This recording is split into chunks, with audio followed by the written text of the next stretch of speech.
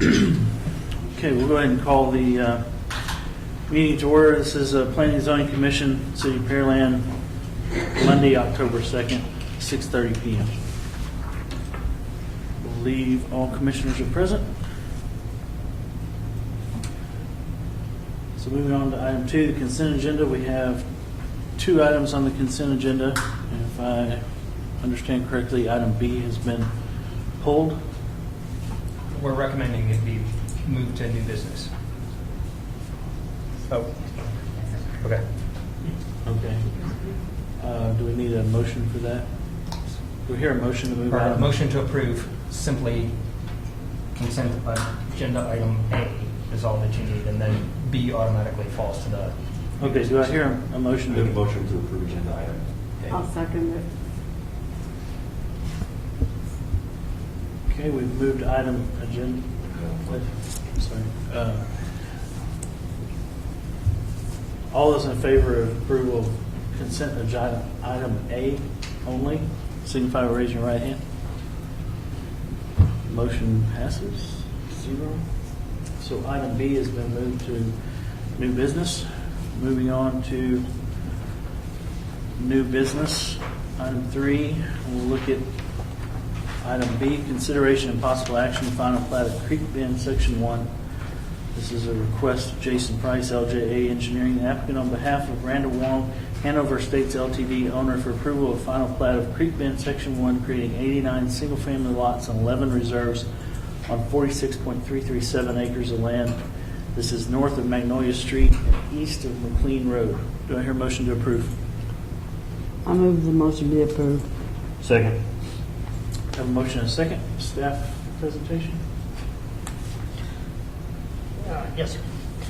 Just to summarize, this is a final plat that would result in the creation of 89 single-family lots in the area zoned R2 single-family. The first tract will be accessed from Veterans Drive, and the second tract will be accessed from McLean Road and Magnolia Street. Staff recommendation. Staff recommends approval of the final plat of Creek Bend Section 1 with the following conditions.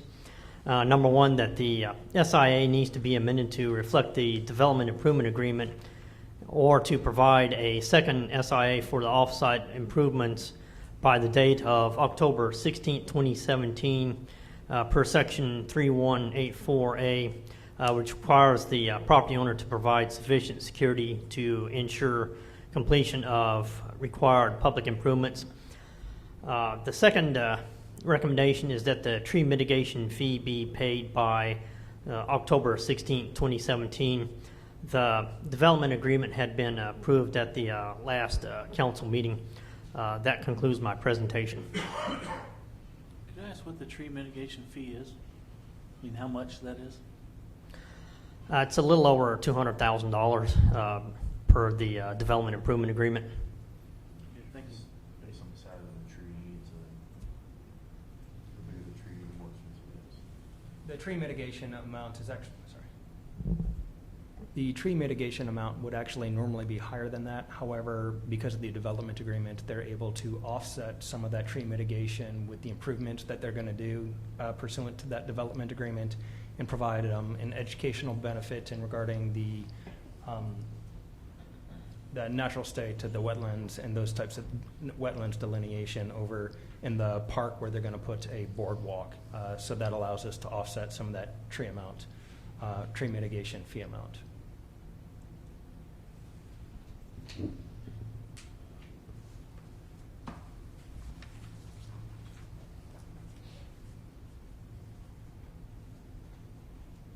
I guess the SIA for, you just need an SIA for the second section, so we would need an amended motion including that recommendation. Yes, sir. If that was the... To accept staff's recommendations, we need to have an amended motion to include those recommendations. I move that we amend the motion as it is to include staff recommendations. That's second. Have a motion and a second. All in favor of amending the motion, signify by raising your right hand. So we now have an amended motion on the table that includes staff recommendation 1 and 2. as presented by staff. Is there any further discussion? Hearing none, all those in favor signify by raising your right hand. Motion passes 6-0.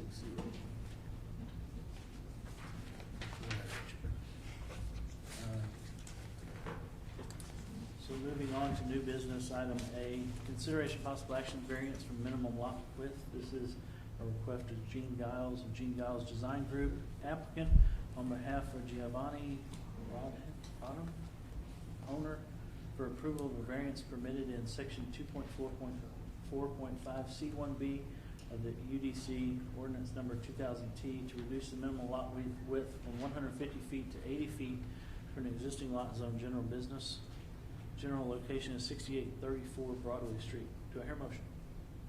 Motion to approve. I'll second. Have a motion and a second. Staff have a presentation. Yes, sir. Thank you, Mr. Chairman.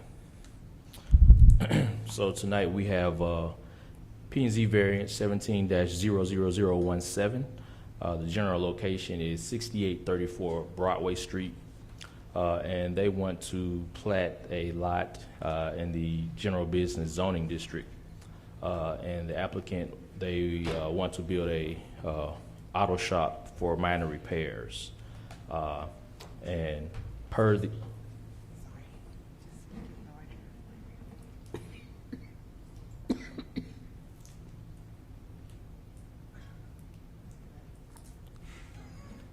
okay. And per the UDC, the minimum lot area is 22,500 square feet, and the minimum lot width is 150 feet. And this property is 80 feet wide and over 573 feet in depth. Staff recommendation. Staff recommends approval of the requested variance to reduce the minimum lot width and area per the requirement of section 2.4.4.5 C1B of the Unified Development Code ordinance number 2000-T. The subject property is currently zoned general business. The subject property, it was annexed into the City of Pearland in 1995, and the future land use plan 2015 map shows that the area is business commercial. And if you all are familiar with that section of Broadway, there are a variety of different retail uses in that section of Broadway there. And the only entrance would be on Broadway Street, and there will be a landscape buffer between the residential property that's in the southwest of the subject property and the property itself. Platting status. The applicant proposes to submit a application for a minor plat to allow the platting of the lot in conformance with the single-family estate zoning district standards. As you can see, it's 22,500 square feet required, and the proposed lot is 1.0526 acres. The lot width is 150 feet, and that's the requirement. They're proposing 80 feet in width, and the minimum lot depth is 125 feet, and it varies to 573.08 to 573.15 feet, in which they're providing. So the surrounding zoning and land uses to the north of the property along Broadway, zone general commercial, and there's a dance studio there. To the south, it's zoned single family residential, and there's a single family development there. To the east, it's zoned GC general commercial, and it's undeveloped currently. And to the west, it's zoned general business with a retail R1 single family residential district to the southwest, and currently both of those are undeveloped. Conclusion. The proposed lot will conform to all of the minimum dimensions of the GB General Business Retail Zoning District, with the exception of the minimum lot width. The total lot area is 1.0526 acres, 80 feet in width, and approximately 573 feet in depth. The variance to the minimum lot depth is not expected to negatively impact the surrounding variety of land uses that are existing. This is Exhibit 1, showing the aerial map of the property. This is Exhibit 2, showing the future land use plan map. This is Exhibit 3, displaying the zoning map for the property. And this is a copy of the survey that was provided. And this is a ground view of the property currently. As you can see, it's undeveloped in its current state. And that's the end of staff report. Thank you.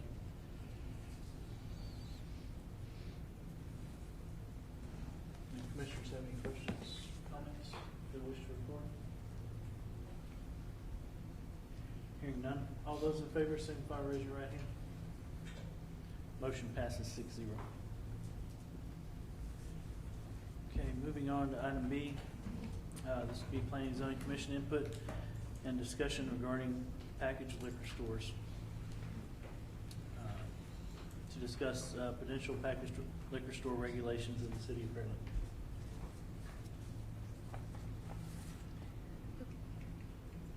You ready for staff report? Daniel?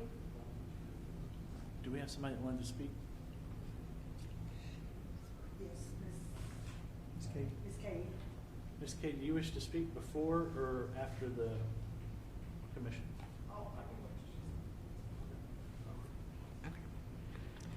So the city's had a lot of discussion on how we're going to move forward and handle packaged liquor stores.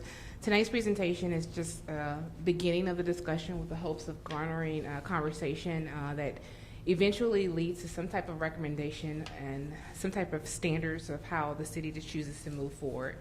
So during tonight's presentation, I'm going to start with discussing the types of permits, give you the definition of packaged liquor stores, discuss the laws that govern these type uses, discuss the city's authority to regulate the type uses, how other cities in Texas handle this use, look at state requirements, and end with some potential staff recommendations.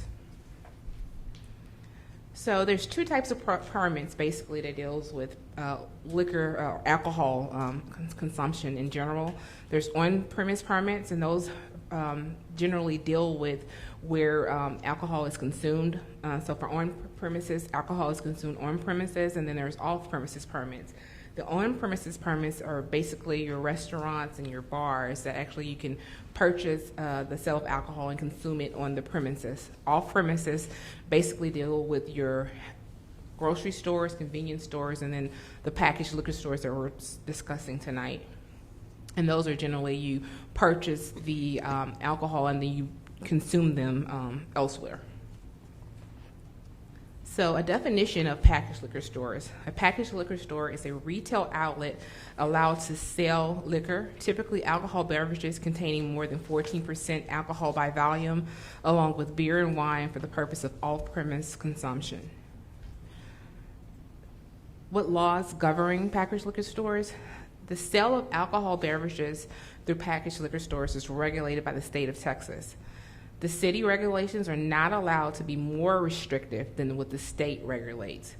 The state also sets strict parameters and standards in regards to stipulations of separation between schools and churches and hospitals. They also actually, the city and counties can also adopt ordinances that require a 300-foot buffer between certain uses like daycares and child care facilities. And the state also governs what time packaged liquor stores can be open. So in the state of Texas, packaged liquor stores are only allowed to be open from 10 a.m. to 9 p.m. Monday through Saturday, excluding Sunday, so no sales on Sundays. And also, the state also restricts a city's ability to dictate the size of a packaged liquor store. So what can cities regulate? So cities cannot regulate the sale of alcohol but the cities can regulate where alcohol is sold through land use tools, like utilizing zoning, conditional use permits, licensing, ordinances, and other types of permits that require those type of uses to pay annual fees. There's been a lot of questions of whether or not a city can put a moratorium, or can this city put a moratorium on liquor stores, and pretty much the short answer to that question is probably not, without legal ramifications, being that this type use was voted in by the citizens. So I did a lot of research on other studies, and most of the studies throughout the United States, basically outside of Texas and Texas in general, they cited 5 variables that affect the nature of alcohol-related problems associated with alcohol retail outlets. So those 5 variables include the number of alcohol outlets that are allowed, the types of alcohol outlets, whether they're on premises, off premises, the concentration of outlets, so how many outlets you have together, the clustering of alcohol outlet sales. Then the location, are they close to schools, hospitals, residential areas, and then of course the retail practices. Are they selling to minors or selling to individuals who are already intoxicated? Also, in measuring alcohol outlet density, there are typically, generally throughout all of the studies, 3 different types of measurements of density. The first is outlets per population. So for instance, there 1 or 2 outlets, or X amount of outlets per X amount of population. Then outlets per land area, meaning that so many square miles or so many buffer between those type of uses, and then outlets per mile, so 2 miles or however the standards is. And those are generally the examples of how alcohol outlet density has been measured typically through the studies.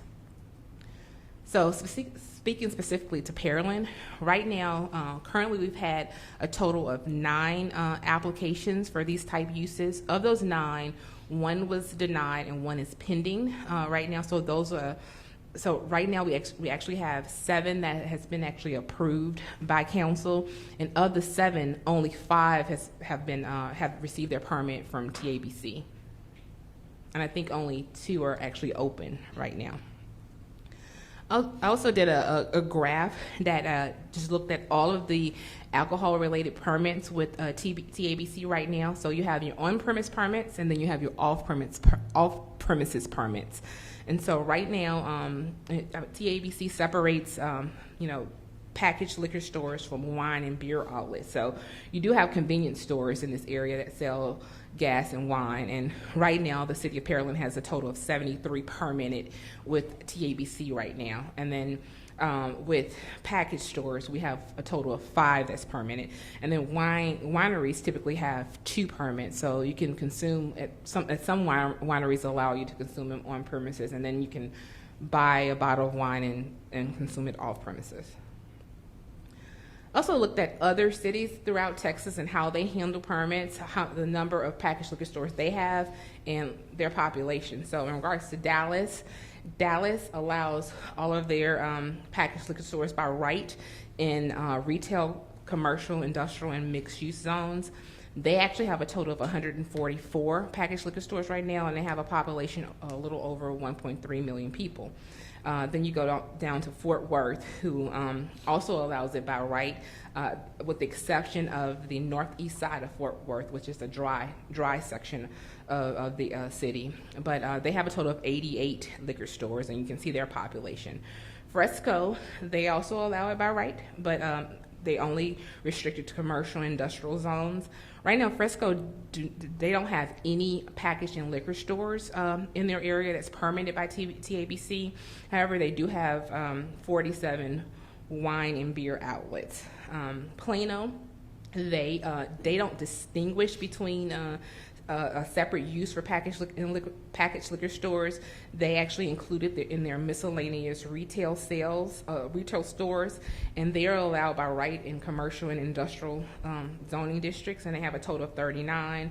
Colleyville allows it by SUP, which is similar to our CUP. SUP is a special use permit.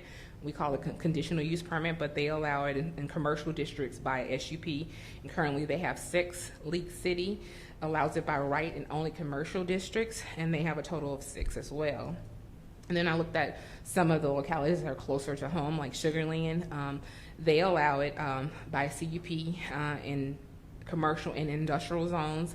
Right now, Sugar Land has a total of 10 that's permitted by TABC. McKinney allows it by SUP, and they too don't have any packaged liquor stores that's permitted, but they do have 82 wine and beer outlets.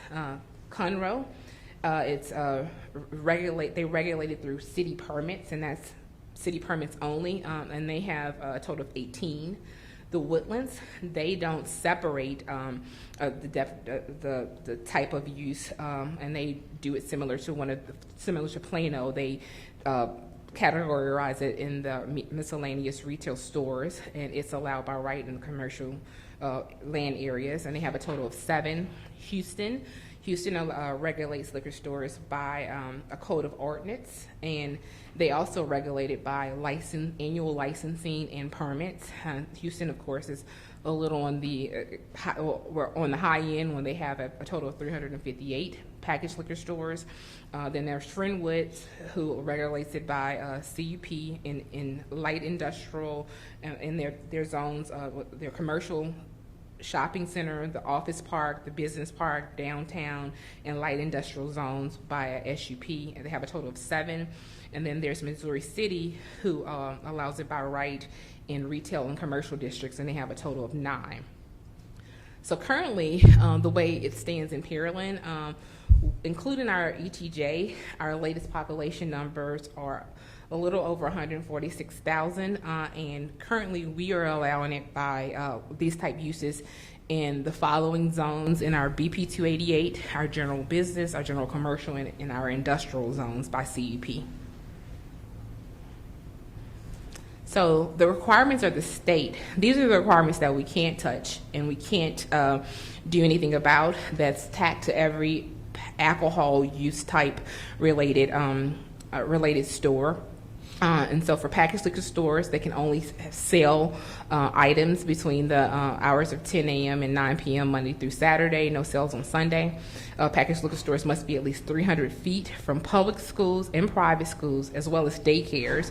And the measurements are taken in a direct line from property line of the public school to the property line of the alcohol beverage establishment, and in a direct line across the intersections. And then there's packaged liquor stores must be at least 300 feet from churches and hospitals, and that measurement is taken from along the property line of the street front and from front door to front door. So once again, the cities can only regulate where alcohol sales occur through land use. So this is city staff's recommendation, and hopefully these recommendations garner a conversation between the commission to say yes, they agree, yes, we should add more, but just keep in mind in discussing recommendations that we cannot be more restrictive than what the state requires. But for staff's recommendations, we're recommending that packaged liquor stores are only allowed by CUP in the major commercial nodes within the following districts. It's BP 288, the general business district, general commercial district, and in planned developments where the base zoning is commercial. We're recommending that packaged liquor stores must be at least 1,000 feet buffer radius from the nearest Packer liquor store. The 1,000-foot buffer radius separation requirement can potentially be waived by seeking a P&Z variance. So if P&Z felt that this is a particular use that they would like to consider, there is an option to waive that variance through a request by this board of hearing that applicant's request. Packaged liquor stores cannot be within the entrance of any residential subdivision, nor within 300 feet from a parcel that has direct access from a local street into a residential subdivision. This requirement only applies to packaged liquor stores and doesn't apply to other alcohol outlets that permit off sale sale of alcohol, like for instance your gas stations or your grocery stores that are permitted to sell beer and wine. And measurements are taken from along the property line of the street fronts from front door to front door for this particular case. Packaged liquor stores must meet all of the UDC requirements regarding landscaping, parking, transparencies, building articulation, and facade. And all packaged liquor stores approved prior to the regulations being set would have a grandfathering in clause. However, if they, just like right now, if we have certain CUPs or uses that have CUPs stop operations, then they will actually have to come into full compliance with the UDC requirements. So, Mr. Chairman, this concludes staff's report. I understand we have a citizen that wishes to speak. Ms. Kate?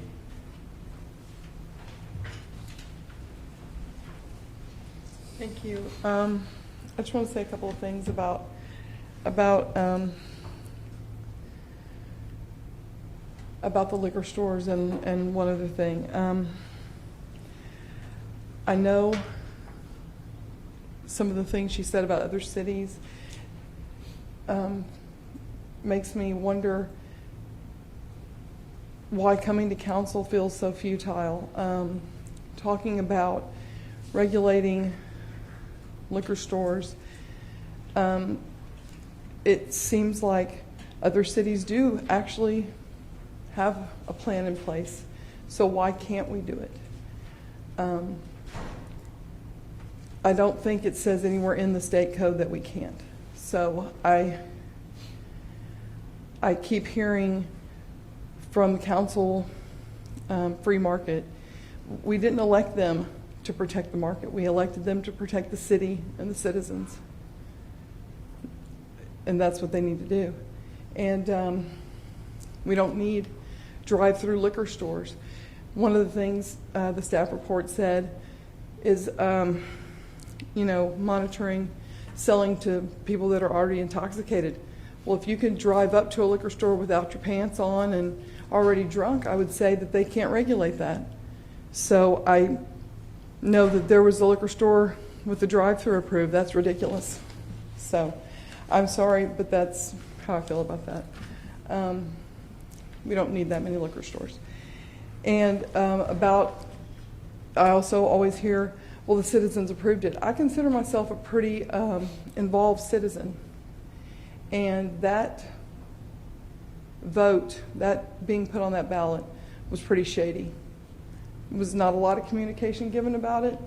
And you can ask 10 citizens, and you might get one that really knew what that was all about. And I mean, that may be one, okay?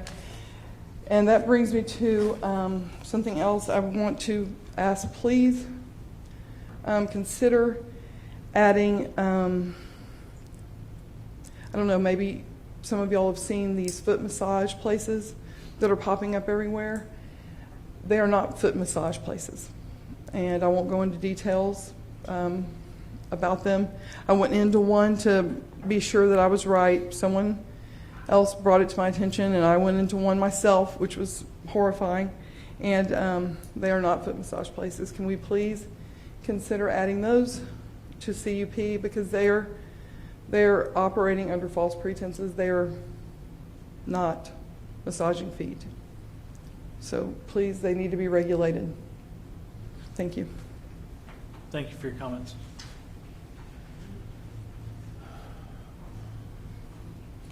Okay, I don't know how we want to go about open discussion and comments. I've got a few. We need to get her name and address. She's got it. She filled it out. okay. All right. We just want to go down the line and throw out some comments, concerns, or ideas. Yeah, can I make a suggestion? When I look at the recommendations, I think the recommendations get into detail about something that at a higher level is somewhat binary. which is, do you think market should drive the number of liquor stores versus any type of controls? And I think those recommendations are examples of controls that are being recommended, but if I kind of lump them all into one bucket, it's controls versus no controls. So I think for myself, at least for the commission, I kind of like to know who is in favor of controls versus letting market decide, and then we can get into like the details. It's just important to know where people are coming from, generally speaking. So it was just a suggestion that we start there. Before we do that, can you put those staff recommendations back? I can put them Yeah, so we can look at them while we talk. They actually kind of spill into two slides, but we can. Yeah. The other two is just UDC requirements. So Joy, for example, for me, rather than start by dissecting any of these, I'd like to share that my general position is I do like controls around something like liquor stores. I don't think developers should just be able to put them wherever they want and let the market decide what survives and what doesn't. Right? And I am interested in hearing the opinions of other commissioners from that high-level perspective, that binary perspective of market versus controls. I mean, I think my comments on the record pretty much said that I'm in favor of regulation controls by land use, not only for liquor stores but for other businesses that are highlighted as sometimes troublesome in other communities. So, you know, I'm willing to discuss all the ones that staff has recommended, plus other ones that I've done some research on.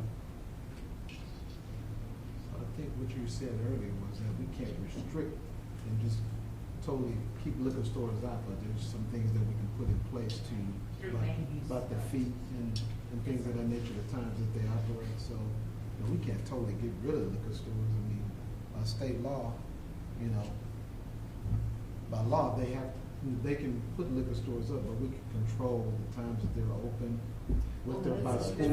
That's state law. That's state law. Look, that's what I mean. We can't have more restrictive than state law. Right. So We can regulate where they are. So through zoning and land use choose, we can do that. So can I ask a question, just to be, can we regulate the number by number of citizens? Is that an option, or would that not be allowed by state law? So say we wanted to put a moratorium on liquor stores at 1 per 10,000 citizens.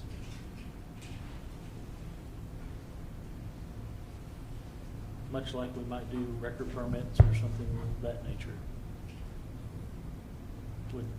There is a way to do that so that you don't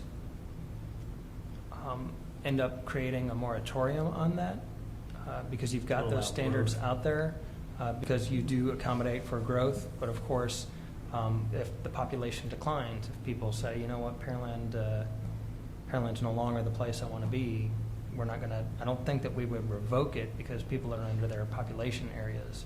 But there could be a point where if you regulate it just based on population, although that is one of the, liquor store per population, that is one of the ways that you could do it. Once you reach that threshold, it would be akin to adopting a moratorium, which is where people have run into some legal ramifications.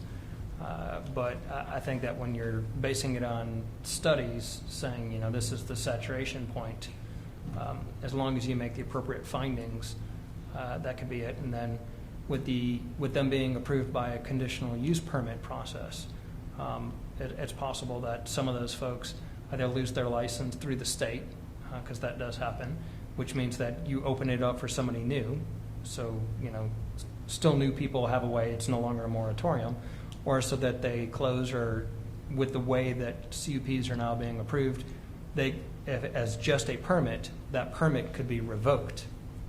And we find too much crime at this particular one. Well, then we can renew that, or we could review that, revoke that permit, and then that means that somebody else might have the ability to open one up beyond that or to fill that void from the population standpoint. So what I found interesting was if you quickly did the math, dividing by the number of liquor stores per citizens, we all have a vision of what certain cities are to us. You say Friendswood, you think one thing. You say Dallas, you think one thing. Plano, and if you look at the numbers, League City's 1 per 17,000, Dallas 1 per 9, Fort Worth 1 per 10,000, Houston 1 per 6,400, and Friendswood 1 per 5,700. So Friendswood and Houston are on the same per capita level of liquor stores. And the Woodlands in it 1 per 13,500. I think that's a good gauge for. We've been asked by council, or it's been asked, what's the number? Right. Right now, what's the number? We're at 8 approved, 1 pending, and we have 120,000 citizens inside the city limits. So we're very close to being right in line with Dallas, Fort Worth, Plano, and we're already higher than. We would need a few more to jump down to the Houston and Friendswood level. And I think this would go back to Commissioner Selsky's comment. Those places that have those ratios, for the most part, those cities don't have regulations, so it is free market that is dictating that. The other issue that I have with the per capita issue, or that I've heard introduced about the per capita issue, is that not all liquor stores are created equally. A Specs and a Food and Wine and the one that's outside of Costco or sometimes outside of Fiesta, well, if you count that as one liquor store, those are normally really big in comparison to the Potter's Liquor or the 2 that are approved near the intersection of Berry Rose and 518. So just counting it as one store isn't the same when you look at the size of the store, because that, is that a 12,000 foot liquor outlet, or is that just a 1,000 square foot liquor outlet? But that is one of the, we're attempting to find tools that you can use to look at it. I think that's a good way of looking at it too, or a good bit of information to put out there is where we're at and what other, just the numbers. So when it's talked about in the process, right, you can say, well, here's where we're at. This one puts us in this range, and other cities, whether they're regulated or not, they've landed with that many liquor stores. Right. I'm sure that. But would you think of Conroe as the place to go to a liquor store? And they had 18 for 85,000 people. That's not the way I think of Conroe. It's kind of. I don't think of Friendswood as the place to go buy liquor, even though they're at Used to. Houston's level. Well, mine was set up here. Which is kind of surprising because a few years ago you couldn't buy any at all. Well, I know they have the lake, and that's probably why they have. But I don't think that our city perception and the general population is going to be dictated by the number of liquor stores we have. I don't buy that. Just looking at those numbers, I don't buy that. Well, That's going to downgrade our city perception based on the number of liquor stores. Because Yeah, but Conroe's Ben- got the world beat. I mean, are we ever going to get to that level? Don't It was you? 18. But just like you said, Lawrence, I was going to bring up the same point about what if Specs tried to open up a warehouse like they have on Smith Street here? That would be considered to be. One. No, but I'm just saying, if you talk about the volume and how big it is, that would consider to be like 10, 11, or 12 liquor stores. And so you said earlier that you can't dictate the size of a liquor store. So if we had 12 mom and pop liquor stores that Specs decided they wanted to come to Pearland to build a massive building like they have on Smith Street, what are we going to do then? I mean, the tax dollars are going to be increased, so somebody may vote for that. But then if you get a Specs, those mom and pops are going to go out of business. They all go out of business. Yeah, I mean, because everybody goes to Specs. So you're gonna substitute to an extent with that. And that's the issue is you put in all these rules in place and then you get a total one that wants to come in that doesn't meet the rules. What do you do? I mean, because like there is a different, there's different levels, you know. The problem is that we're still intro into the whole, you know, bringing liquor stores into Pearland, and we're still trying to learn where they're going, and even the ones that all have been approved, will they all open up? You know, are these people who just saw that liquor stores are now open in Pearland, I'm gonna rush out and be one of the first people, and I'm doing this before I figure out how liquor stores work and how I get my distribution and how I get all my stuff, you know, and so that's part of the whole.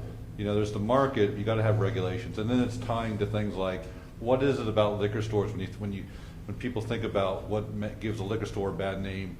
You know, is it you know, you think about maybe check cashing. You know, do we not allow check cashing at liquor stores? I mean, those sort of things. You know, maybe it's a greater facade requirements or landscaping or something requirements that we put on liquor stores. But then it comes down to one of the issues we've seen that has come up has obviously been their closeness to each other as one's opening across the street. And so that's kind of why we looked at kind of maybe the distance requirement. You know, one, putting them in nodes, putting them in areas which is going to attract people near more shopping and stuff. So they're not just kind of dotted up and all down the main thoroughfares, but keep them in specific areas so we have a little bit of control. So these are just, you know, options to start the conversation. You know, where we end up could be somewhere totally different. Don't you think a lot of this happened because no one could put one here at all until after the 1st of January. So all of a sudden it looks like we're going to have a real large proliferation of them, and it's because everybody wants to be the first one, so they come in and do a permit. They're going to figure out pretty soon that really wasn't such a great idea to put in that permit. Well, exactly, and I think that's what kind of the mayor alluded to during the last discussion when one came up, was that the market's new, it's fresh, people are coming in, but at some point it's going to balance out, and they're going to start. And so, I mean, we could be talking about these rules over the next 90 to 120 days before we get something to take forward, and we could already, by that point, start to see the drop-off. I think that what the staff has recommended, I'm not for a lot of regulation because I really do think that there'll be a number of them that may open but won't stay. But I think the staff recommendations look very good for somebody who really doesn't like regulations. So we only have about 5 that's already been approved by TABC, and we have like about 10 people that applied. So have we seen any new applications other than the ones you put up? Other than the pending one, we don't have any new ones. The TABC approval process, just because it hasn't been approved by TABC doesn't mean that it's been denied by TABC. Oh, yeah, there's just a waiting so process, right? That number included approved and pending applications for Pearland. So right now, approved and pending, we only have 5. But that doesn't mean that the other 3 that's been, you know, voted upon for approval through the City of Pearland will not seek their.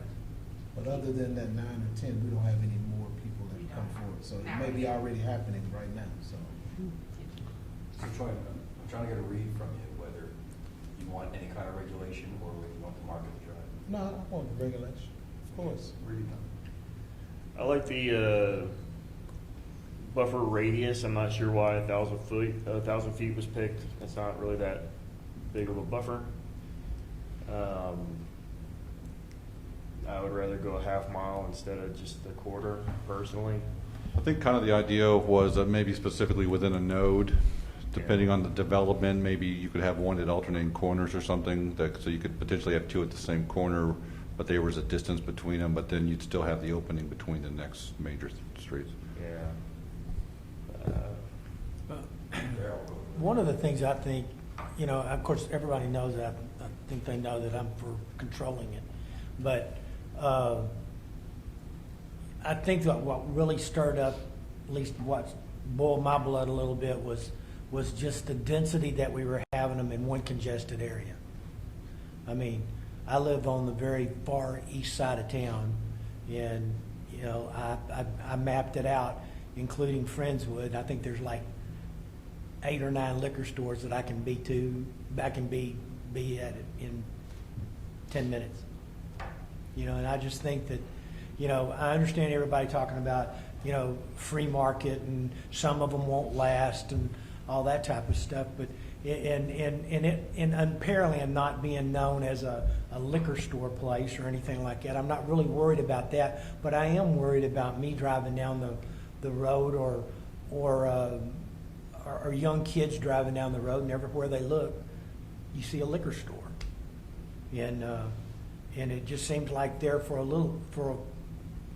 the onset, the very beginning, they all decided to come east of Cullen, back east of Cullen. Part of that is the market. It's because the rent is less on the east side. That's exactly right. That's exactly right. They hit the oldest. That's a lot of it. And that's what concerns me too. A lot of times, now that lady that put the one in there at Berry Rose, she did do what she said she would do. They fixed that building up a little bit to where it's not such an eyesore, but right across the street you got another liquor store, and it's not even 100 yards away from one another. So I find the market-driven comments kind of, there's a bunch of businesses in Pearland that residents have vocally stated we have too many of them. Mattress stores, nail salons, tanning salons, offhandedly made comments about these stores. So what if every mattress store in Pearland sold liquor? Well, but we don't regulate mattress stores like we're trying to regulate. So we let the free market decide. Well, so far there hasn't been a push to regulate those. So far, the free market has said that we need a lot of mattress stores because We have a lot of mattress stores because we have a lot of new homes and new development. I just find the argument it's kind But it's also kind of like the beer and wine, right? Beer and wine's market driven, and we have 73 grocery store convenience stores that you can be beer and wine in. Every HEB, Kroger, Gas Randall, so take your kids to the grocery store, they're going to see beer and wine. You take them to get gas, they're going to see the beer and wine signs. So it's not like shutting down liquor store building in Pearland takes the look of liquor out of the town. I mean, we still, you go to Chili's, the bar's right there as you walk in before you get your seat, so it's still, and this isn't a place you go in and sit down and have a few before you get back in your car and drive home, you put it, so there's a little bit of a difference in how it is.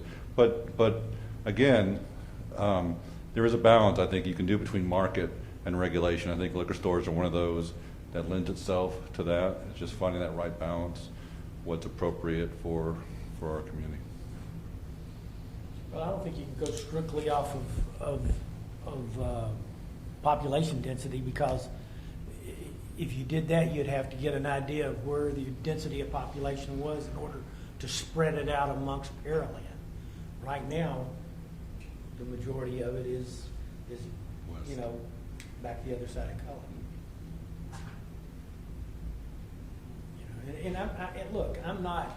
The only reason that I've been so negative about them is because I just felt like we were getting inundated with them over there in that area.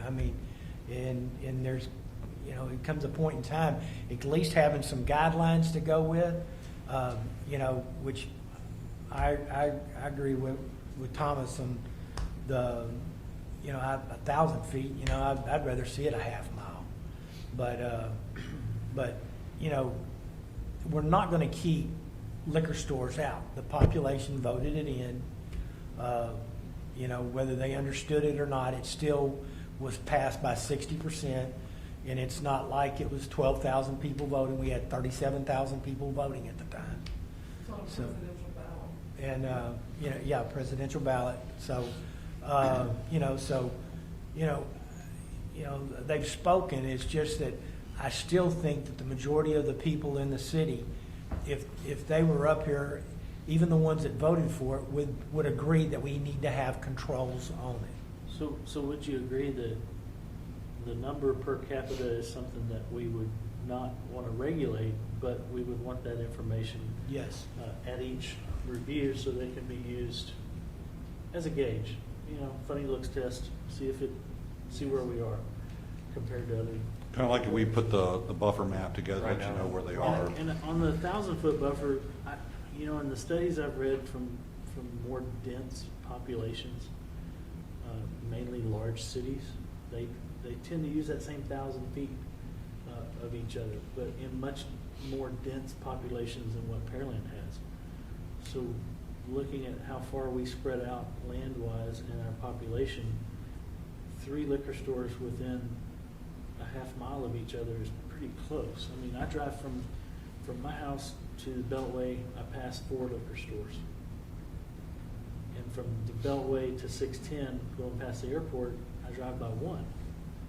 So I go, well, there's just as many residents in that area. Why do we have so many liquor stores in such a small area? Why was it picked right there at Berry Rose and HEB, which on my previous votes, I liked the node. I like putting them in nodes. But at Berry Rose, I voted against the one behind Starbucks, and I voted for the one in a building that's been sitting vacant for a very long time.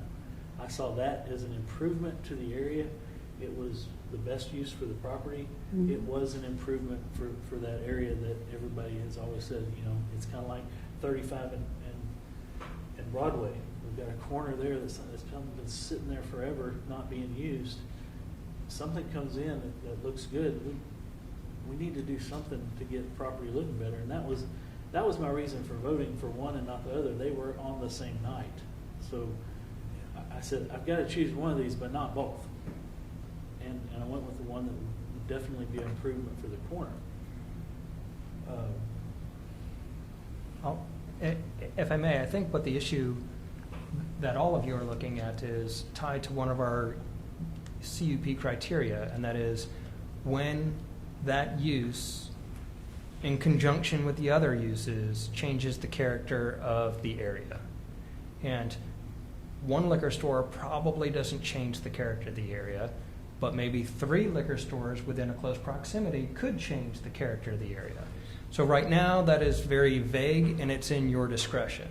But the problem is it's so vague, y'all are having a hard time saying, well, this absolutely changes the character of the area, and we want more, we want less discretion and more definitive criteria on how that changes the character of the area. And we think that the characters change when you have this number in either this population size or in this geographic area or within this number of distances from another one. So it's still in your discretion. You decide on how you want to utilize that discretion or whether you want to impose additional standards on yourselves as to where that discretion is.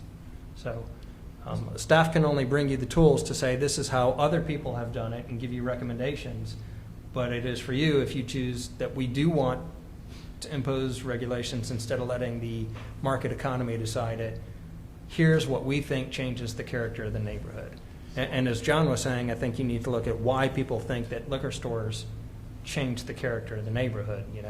Is it a perception about liquor stores because people take whatever subsidy check, cash it at the liquor store, and continue on whatever it is that requires their subsidy? Is it because they do the check cashing? Is it because sometimes they have additional crime in an area? Some people think that there's a lot. Or is it because there's a proliferation of vagrancy at liquor stores? I mean, there are a lot of secondary effects, even though it's meant for off-site consumption, that cause people concerns.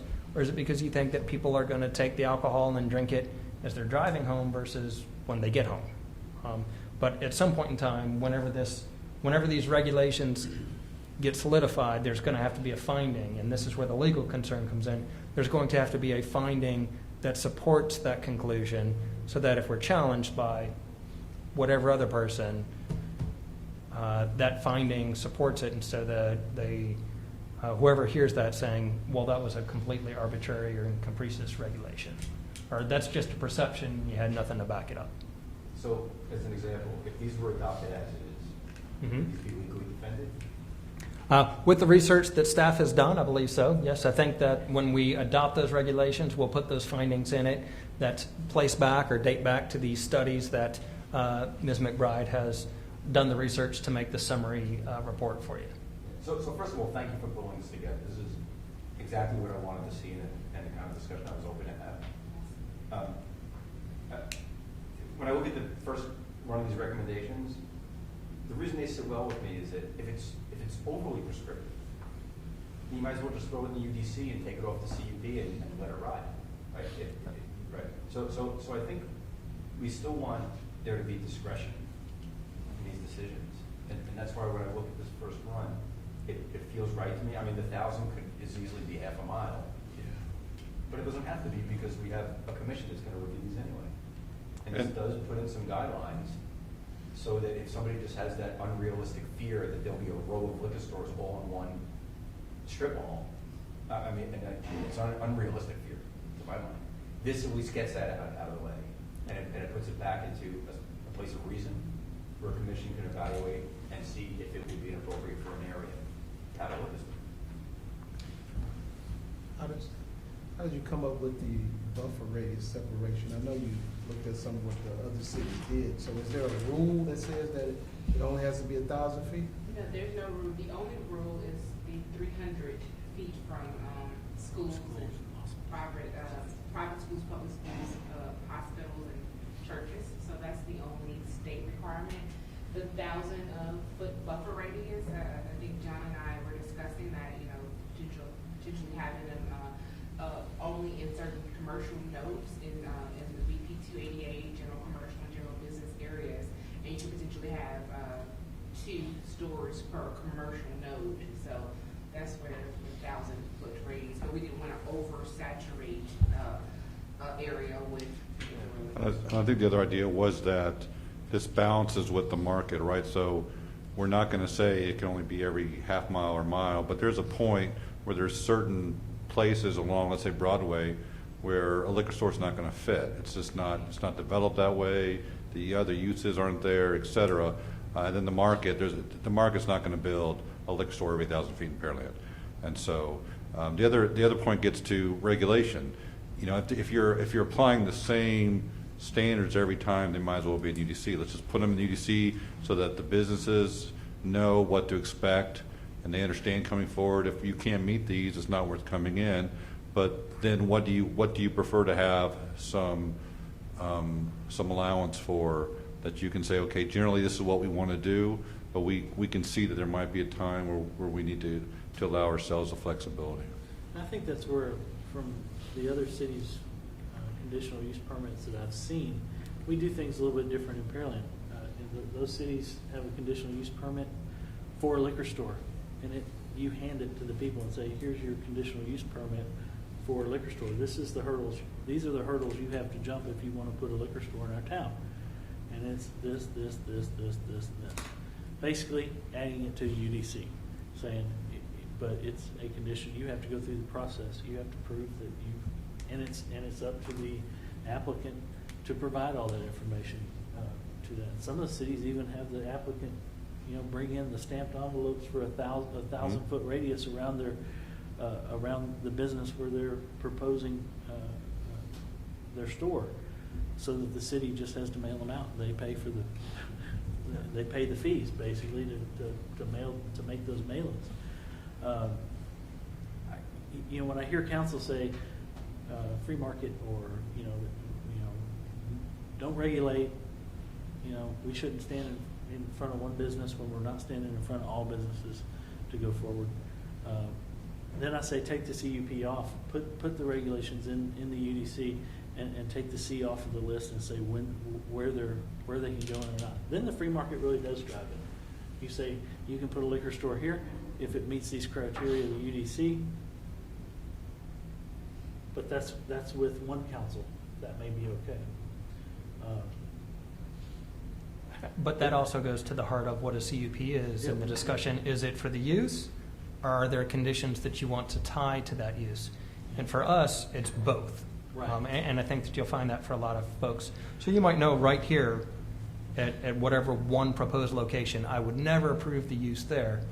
But for over here, I might approve it as long as, and then you figure out what those conditions might be. So liquor stores, and we've made changes to the UDC that would address a lot of the things that you would put, no bars on the kind of windows here, and make sure that you could see through the window to the cash register, different types of things like that, so that the negative image that creates the environment that some people have concern about, that is addressed. So the 300-foot, that state requirement, we couldn't make that any more restrictive than 300 feet? Yes, the city could make it more restrictive than the 300. The City of Pearland has not adopted a restriction to make it more restrictive than 300. So I think we've heard some public speaking about being close to a church, being close to parks or what have you. I believe the one that did not pass was the one. Yeah. So, yeah, I don't know, I'd question that, because I'm not sure we can make the state requirement of 300. Yeah, that's what I thought. Well, through land use, I believe we can adopt a larger, a more restrictive, We not can do less it- restrictive. We can do it from the buffering standpoint, but I don't know if we could just say, plus, as the Episcopal Church, which I know was that one across, they would have been happy to have a liquor store across the street. They would have all been there after their Wednesday meeting on the way home. But we had to be careful how we worded that with regard to, so it didn't look like we were trying to be more restrictive than. So what you're saying is you can't have it at 200, you gotta keep it at 300 Yeah. or But above. So typically, you can be more restrictive unless the state has adopted a field preemption on it. And what the state has done on this, I think through buffering standard, has allowed us to have some flexibility on there. Similarly, although we have a 300-foot buffer right now, you can even, City Council can waive that with the variance process. And we had that happen here for the Starbucks that's next to Nolan Ryan Junior High off of 518. Not for the liquor store, but for selling beer and wine at the Starbucks. So they sought a variance to that requirement. Council chose to not grant that variance. So. Okay. I was gonna say, wait, I didn't think that one got approved. I'm not saying it got approved. I'm saying that there was an application Okay. for a variance requirement on it, which is why I say that you can, as the state creates this regulation, it says it's up to the city to adopt that regulation, and you can make these types of things when you adopt it, which can also include an escape clause, the variance process. So when it comes to imposing, can we impose more conditions on new applicants? Or do we have to leave it the same? The liquor stores that we approved already, in the future, when we get new applicants, we can't change those conditions because it could be challenged legally saying that, okay, this liquor store who was here prior to that, they have these restrictions and now they made ours more restrictive. We can change rules No, moving forward. we We can- won't apply to Yeah, the ones. you can't retroactively apply it, but you can move it forward.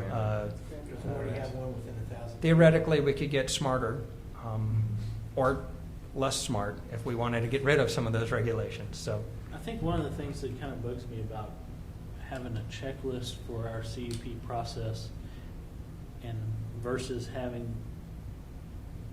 the UDC amended to specify particulars is that when you come in for a CUP and you're looking at a list and the onus for approval is on City Council now.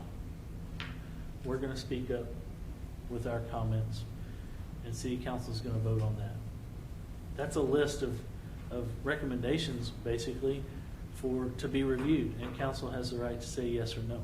So that does lend itself to having politics involved with approval versus a list you hand to every business owner that comes to Pearland and says, if you want a liquor store, here's the requirements.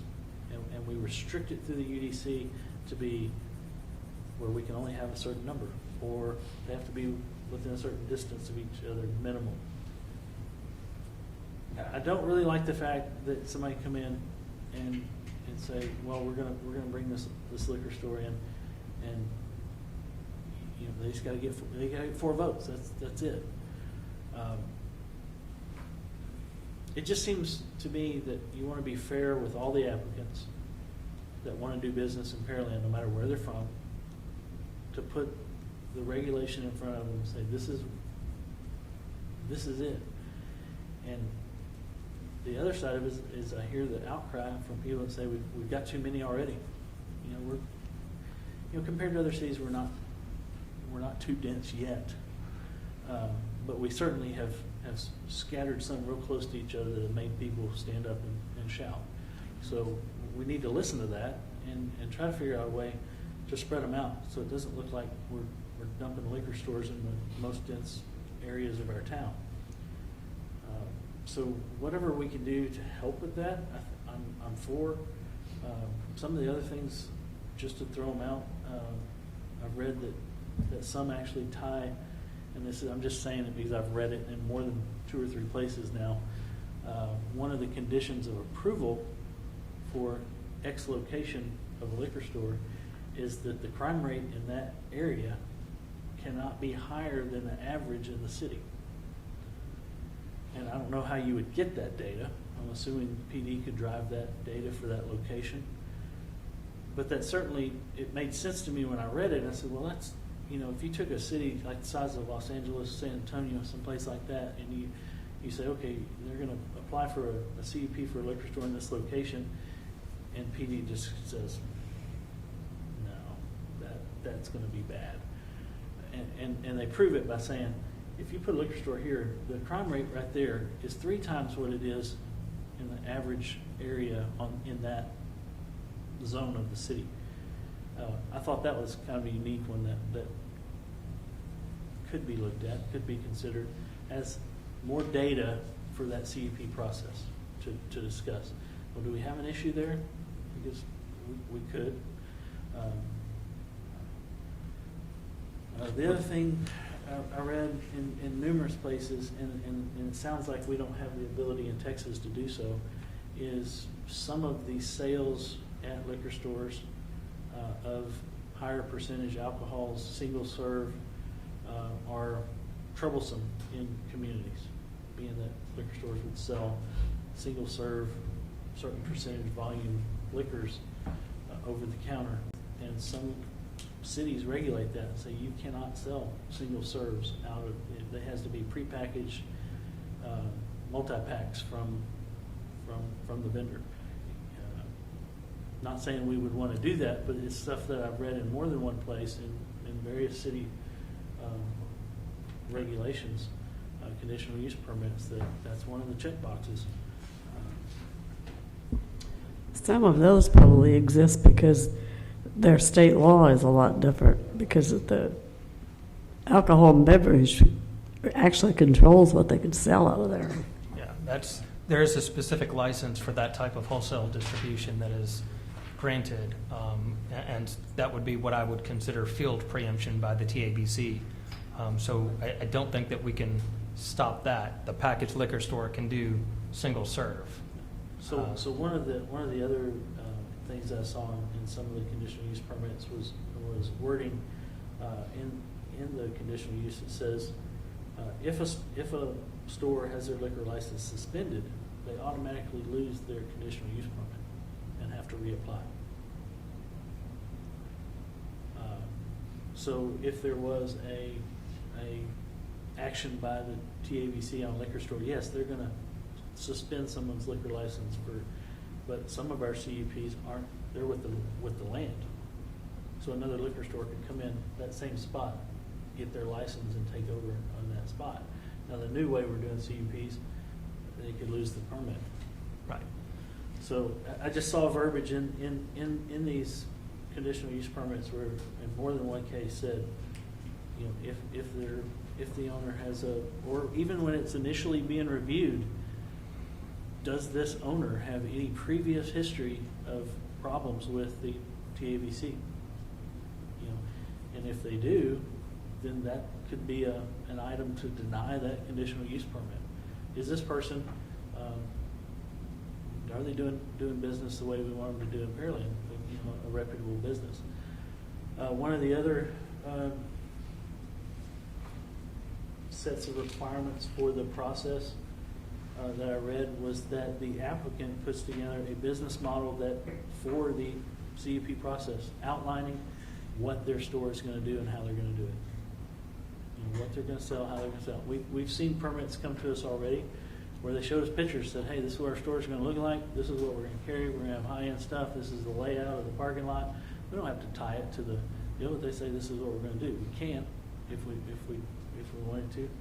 But we've also seen somebody come in and say, hey, I just wanna do business there as a liquor store. And we asked the question, are you even the person that's gonna do that business? And the answer was yes, but I question that in that case. But they would have to put that in front of the council and commission, that this is, and we're kind of telling them to do that anyway. Right.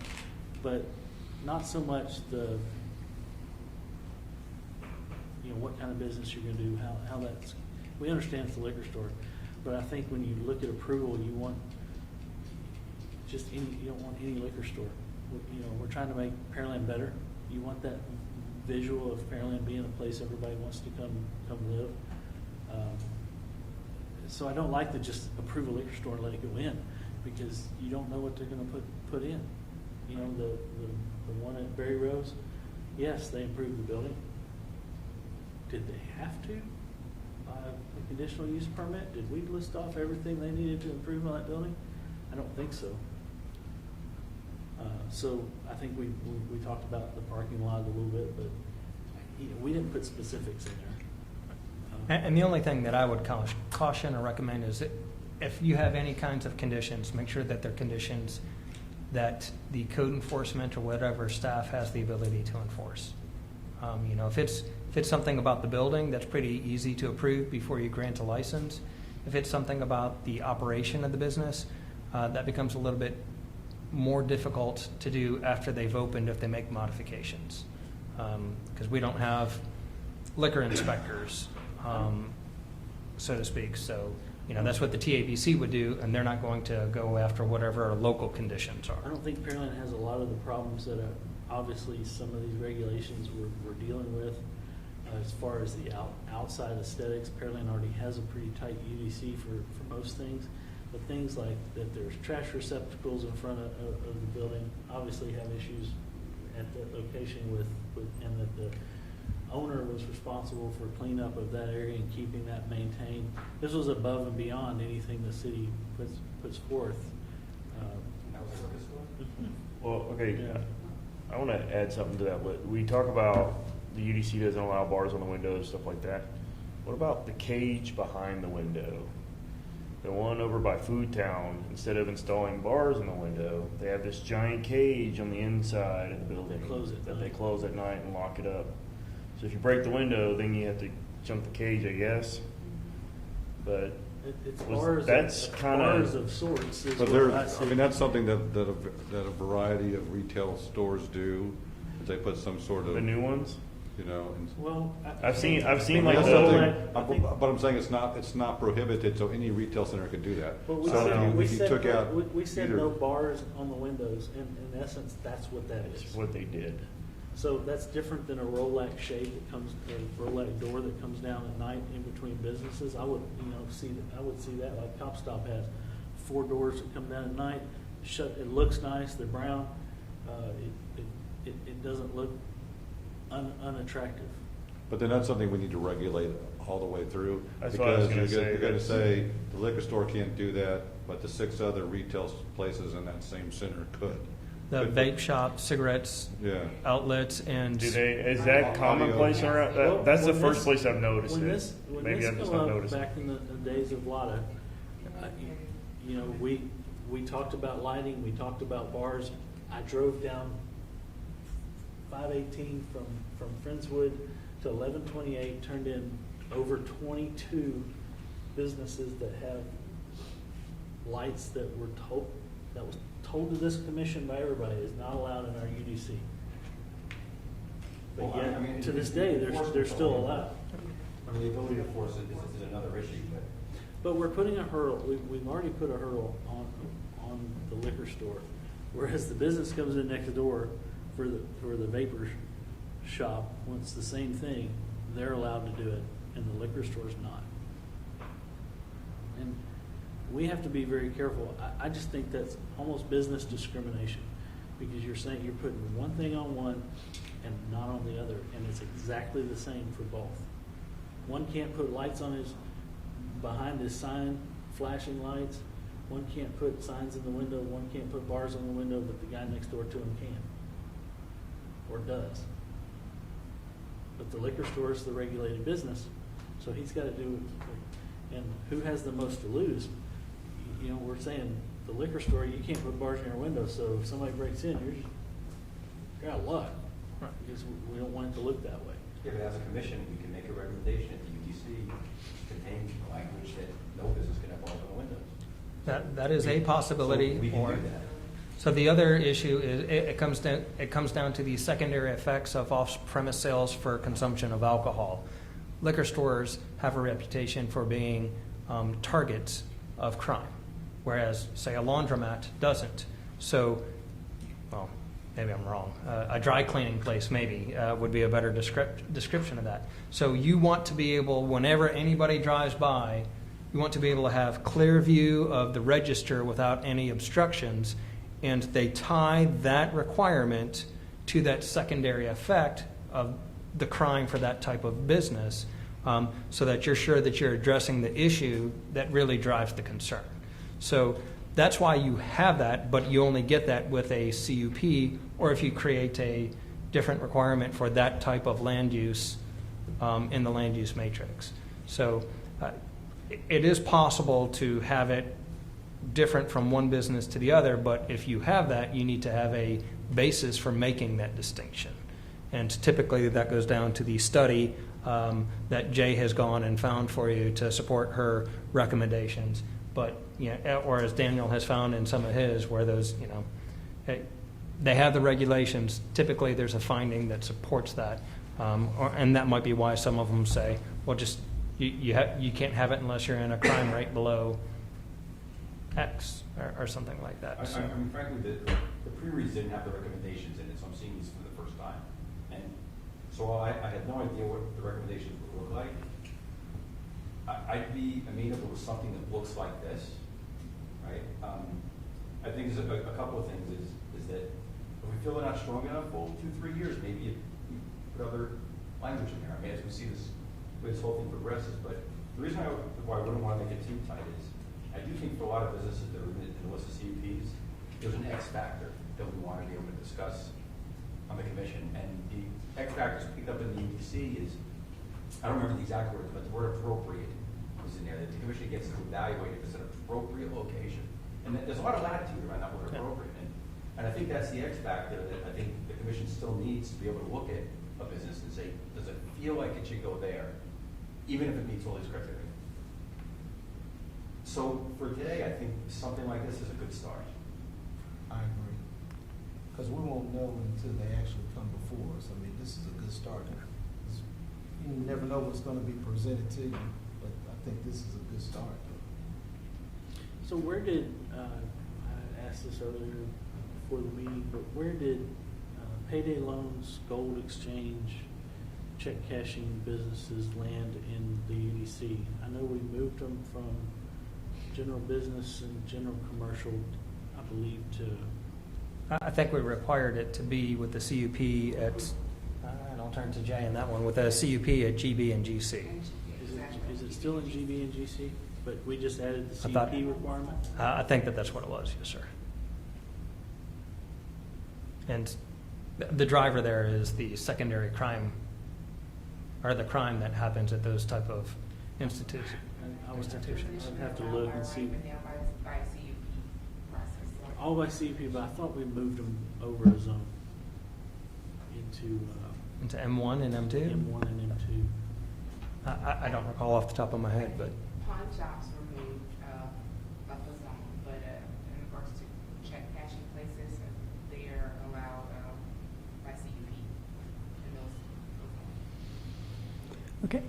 We're not supposed to be taking any action on this tonight, is that correct? Correct. This is discussion, okay. And is there a consensus? So there seems to be some consensus for regulation, and generally you like what was presented. Is there consensus on keeping it more as an adopted policy to guide the commission moving forward, or do you? Is there a way to poll the commission without taking a vote? I think that what you can do is you can give direction to staff to prepare this for a future action item to include these issues or to add issues as you've discussed, to exclude some of these issues, or just all of you say, look, we don't, Well, I this think one's if- not if- of interest you know, to us. For the record, I'm totally in favor of the recommendations, and if each commissioner gives that direction to staff, whether or not they can at least report that this is from this item, you know, the direction is toward looking at further restrictions So that's where and I am. guidelines. And that's where I am, but to this gentleman's point, would we want it in the UDC? Or is this a guideline and we just use it? Well, I'm not quite sure what the liquor stores are part of the CUP process by the direction of the charts in the UDC. So, But you can put these conditions either in the definitions, or you can put these conditions, I was trying They to can think. be added to the zoning districts or. Yeah, the to the issue would land use be- matrix. So, to more formalize it, right? So you could say there would be no liquor stores less, more than one every, let's say, 2,500 feet, right? But then, and so somebody coming in would know, okay, this site's only 2,200 feet away, I shouldn't apply. Now, you could have a waiver system built in, so it's formal, they can apply for it. But, Like we do but that for way there's a medical formal marijuana. system and they know what, because what a developer, a business owner wants to know is, what are my chances, right?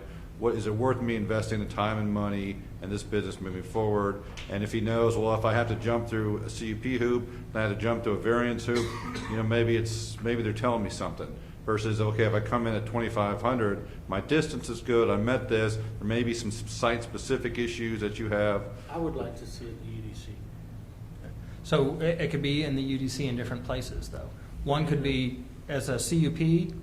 I mean, we've got the criteria for approval of CUP. We can add to the criteria for a CUP to also consider these issues. So you have a separate subsection for CUPs, or you could add it to the land use matrix or the definition section, which is basically what I for- think yeah. most people I think would end up the doing. clear issue is just to In the land say, use. this is what we expect for liquor stores. We don't want them this close together. We Okay. want them in these districts. We want them in nodes. And then there to be some sort of outlet that if something comes and they really want to show something special and you think it works, they can still come and pitch it to the city. And I think that's where it works the best, because then when somebody comes in to look at a liquor store, they look at the UDC and say, well, at a minimum, this is what I gotta do. And then I have to go present it to council and tell them what I'm gonna do. Right. Show them and prove it. So it's just informal, I would like to know if the other commissioners are in favor of this or something that looks like this. I mean, what do you think? I'm in favor of this. I'm good with it. I'm good with it. We need to be clear to the citizens out here, so. I think this might work. I think we have to be careful in putting in too many regulations. You can regulate stuff, but you can over-regulate it, and then it gets to cause more problems. And you're opening up the city to discrimination in business. And there's a pragmatic approach of making sure that whatever, what's the best way of sending something forward, a recommendation that has the best chance of getting approved.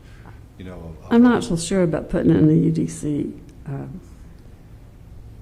These are more guidelines for what they need to be doing. And if they follow those guidelines, they're probably going to get approved. So they're not really taking that big a chance. If you put it in the UDC, wasn't there something in the vote that said, It just specifically said no moratorium. okay, but it didn't say anything about the fact that it doesn't say anything about a CUP though, does it? No. Okay. So I was the thinking city that- has the authority to Okay. actually regulate land use rights. Okay. Well, then what we'll do is we'll take this and what we've heard tonight and craft something appropriate to bring forward to a future meeting that you can, if you're happy with it, we can set up for action, for public hearing or. Because it'll be language that's addressed in the land use area, that's a change to the UDC, so there would be a public hearing on it. Y'all would be able to express your opinion on it, take a vote on it, and then City Council has the opportunity to adopt that or amend it or make changes. And it would have to be passed twice by City Council, so in addition to the public hearing, the citizenry could also weigh in on that 2 additional times at either reading of those ordinances. And Daniel, just to clarify, on John's pavilion had check cashing places, they're permitted by right in the light industrial, but by CUP and the Old Town General Business District, BP 288 General Business and General Commercial. I knew we had moved Right. by right out to the like on the upper side of it. So, do any commissioners have any item that they want to give to staff tonight that's not on this list to see further information on, or to have staff and legal look at if that's any item that we could add to this that needs to be kind of vetted by legal and staff and kicked around? I think we might look and see how many more applications seem to be popping up, just so we know, because I think they may have kind of calmed down. And some of the CUPs that have been approved might be losing that approval if they haven't done their building permit within 180 days. So that list might actually shrink by time we make these adoptions. Conroe safe. So just out of curiosity, could we deny somebody's permit if the potential owner has a history of violations with the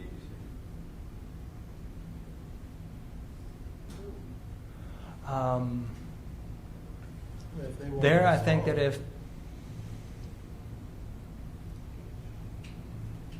with the new changes to the CUP process, yes, actually, I think that might be a consideration. You know, it's somebody who's got a history of that. So if you're looking at it from a contracting standpoint, you would say it's debarment. Or if you're looking at it from there's another perspective where we say, no, a bidding kind of thing, you're not a responsible bidder.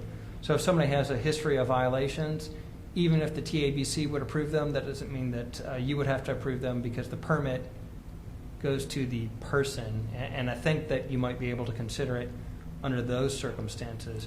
But I think that you run a higher risk if you do that, because then clearly you subject yourself to any type of discrimination claim, and anybody out there could probably pick a category that gets them outside of whatever category the governing body is in.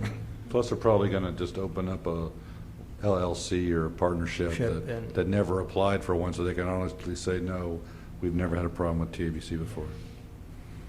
Just open up an LLC and use A DBA or something, yeah.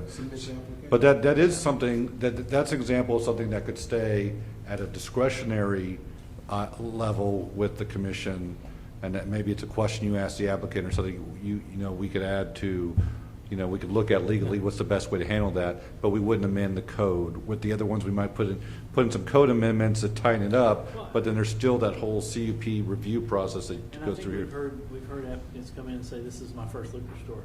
But we've also heard applicants come in and say, this is my third or second. Right.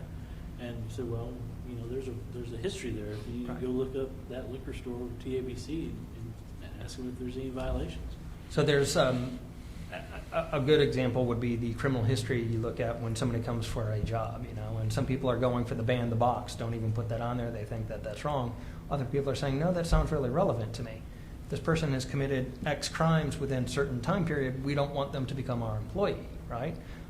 So it could be something like that. You don't have any pending enforcement actions with whatever the regulatory agency is, and in fact, I think we look at that when we look at things like landfills and whether we're going to oppose that or something like that. We would absolutely look at that when we go to consider objecting or taking action or doing anything with a landfill or something like that. We're going to look at their history of enforcement. So similarly, I think that we could do that under these circumstances. But when you look at it for somebody's enforcement history, that is where you sometimes run into what they would say is a disparate impact on a particular class of folks. So, Can I trouble you to go to the next slide? I think there were 2 or 3 bullets. I just don't remember if there were any consequences. It's just the ones that say you have to apply with the UDC, which you have to do anyways, and then they're non-conforming rights to the current applicant. So I guess there's 2 items I got, and one is the crime statistics for the area. I'd kind of like to investigate if that is a viable item to address during the CUP process or not. So we've seen that in the land use context when somebody gets their license. I think when you have,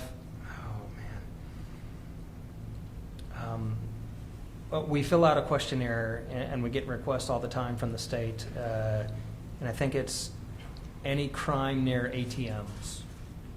I think when you go to put in ATM, somehow that triggers some sort of audit, and if there's violent crime in there, then they can take action. I don't know which arm of the state it does that, but we get that type of request. So it wouldn't be unheard of to look at that type of thing, but then you are left with, okay, how do you distinguish between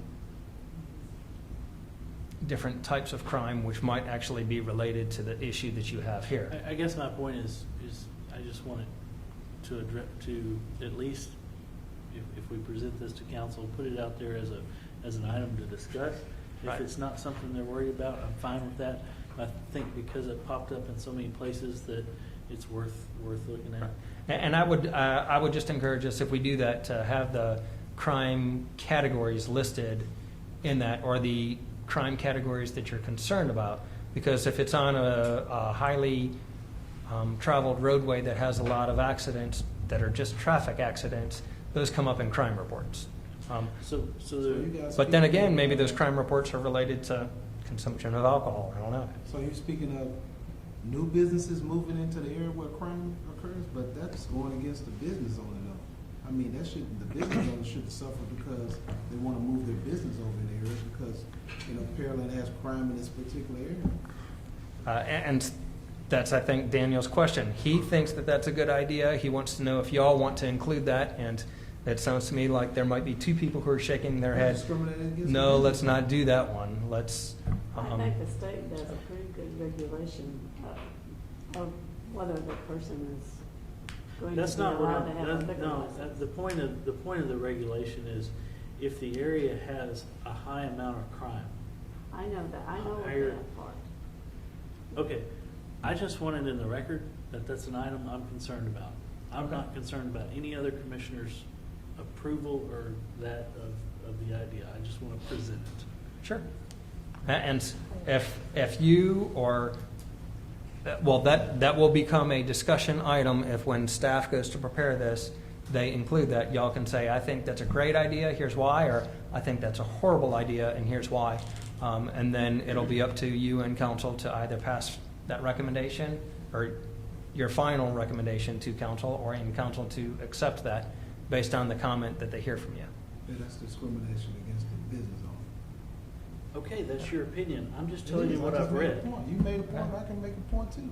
Okay, the other item I've got, and then I'm done, is drive-throughs. I think we need to disallow drive-throughs per the UDC in the land use section, to not allow drive-through liquor stores. What's the reason? I just don't like them. Could that be a reason? I was just quietly asking, but I really didn't see it, so if anybody knows what the reason is, please share with me, I just don't know. No, I don't know. I think the Huntsville area has a, Conroe. Hey, Conroe does have one for sure. They have a few of those, but I think they also had some incidents where it's more likely, especially with single serve, that somebody going through a drive-through is drinking it while they're driving. But if there's I don't know why. I mean, I don't. No, what's that's the difference Louisiana. between them getting it there and Louisiana, that's not? daiquiri stores. Yeah, Louisiana, as long as you have this strong topper on this. Yeah. To be quite honest, the intent is, They can't do it on hard. yes, you can drive through a liquor store and get a closed package, but, I can go through McDonald's and get a closed bag of fries. Whether I eat one on the way home or not is up to me.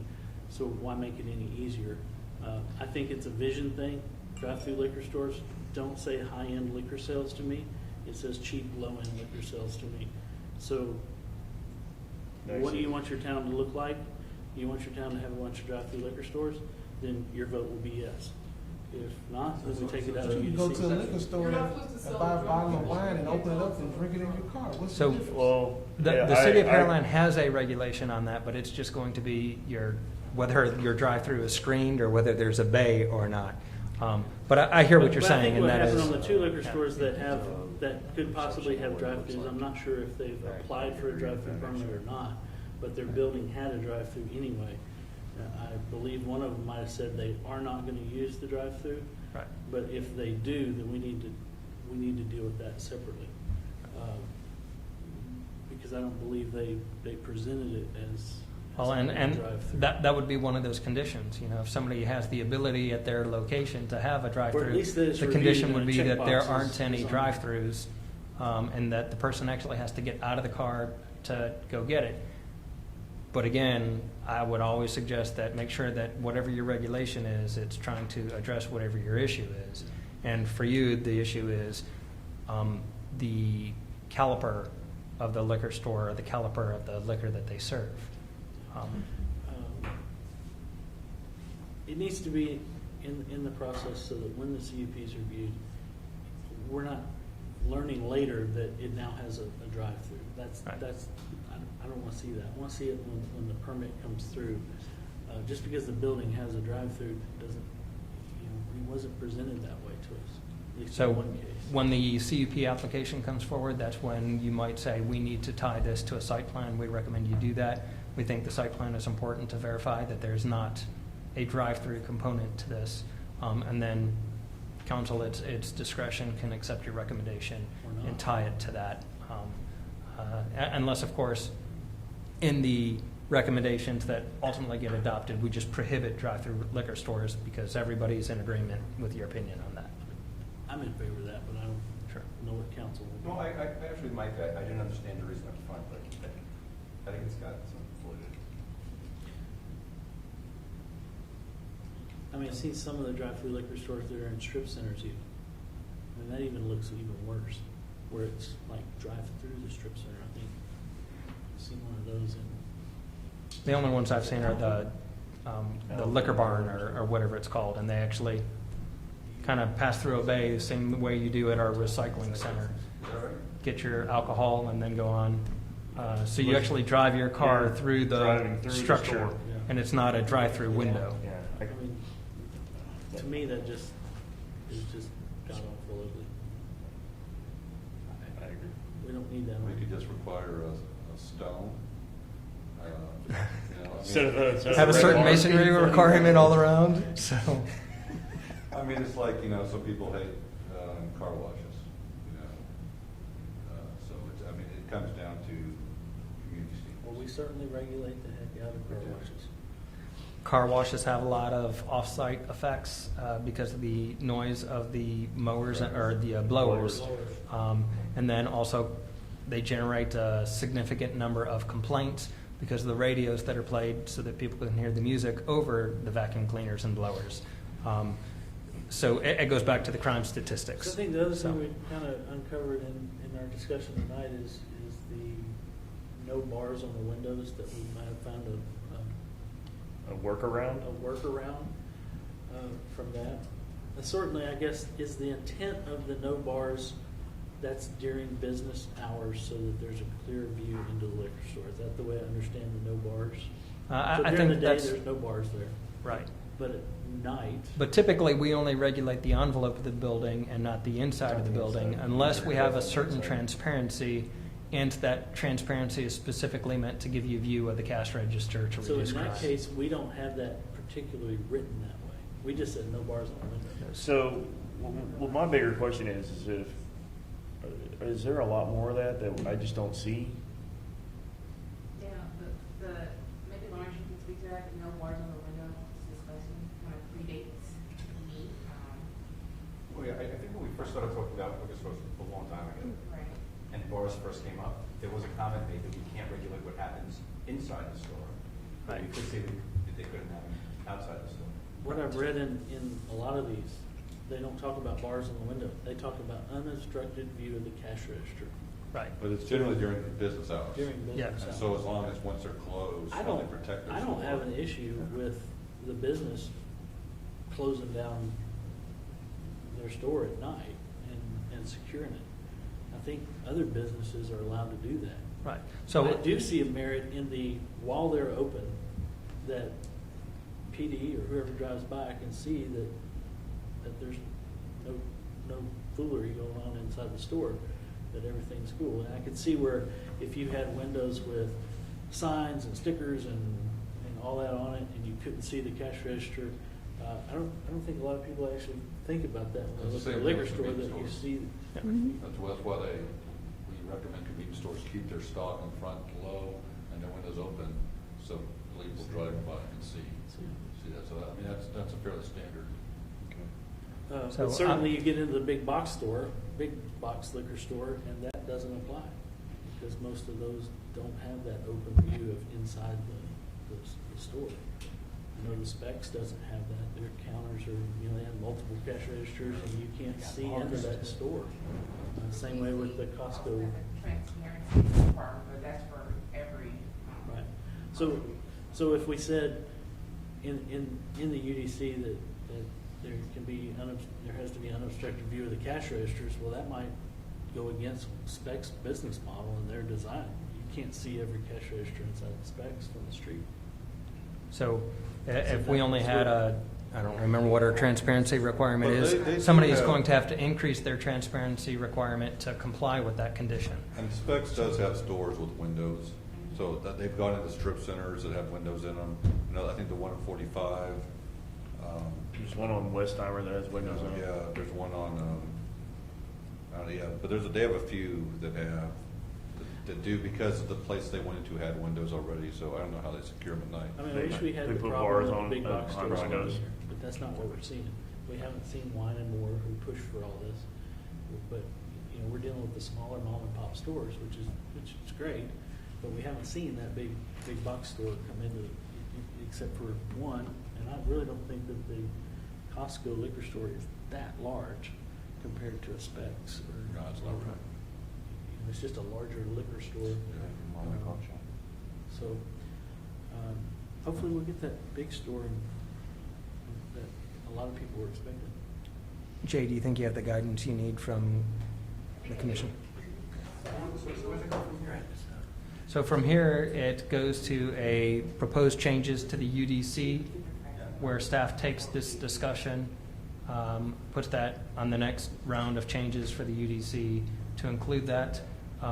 Until then, as we have additional CUP applications come in, I think that you say, well, I'm using this criteria that I think is good for me, because I think it changes the character of the neighborhood. Therefore, I recommend against this. I don't want anything to be within 1,000 feet of another one, or whatever the distance is, or I want these conditions, or whatever it might be. And you use the criteria that you have now and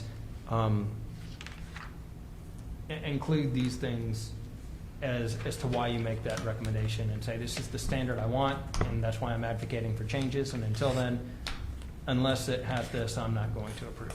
So council sees it for the first time when it goes in front of them for the first of 2 years. For JPH. For upcoming JPH. So there'll be something there. But I think they may have already seen Jay's report or not. Oh, they haven't yet. Okay. Yeah, we'll let us go back and take the comments we've heard today. We'll sit down with Lawrence and kind of go over some of the stuff, and then we'll figure out the timeline. Plus, I'm sure that council reads the minutes of these meetings, and they're probably listening now. They're probably listening right now. So.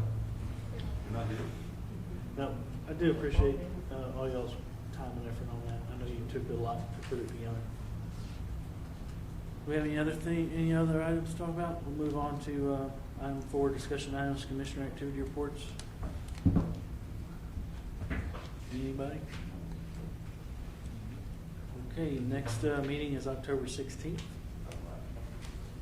David will not be here. I will not be here as well. I'll be in Louisiana at a conference. It's up to my left side.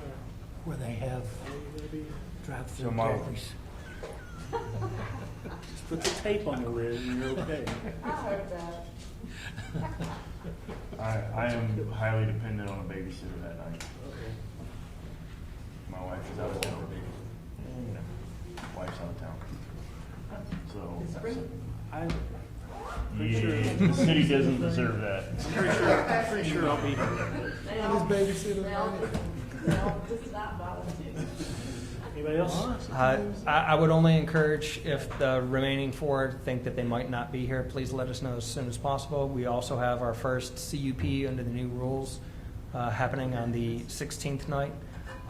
New rules got approved, everything's done. Yes, sir. So, yeah. So definitely let us know as soon as possible so that we'll know if we have a form. I know that I'm going to be at a conference. So I know Go on. Someplace? Are there joint public hearings that night too? Yes. There's one with public hearing that night, as well as the DCP process. Okay, we'll adjourn. 8:14.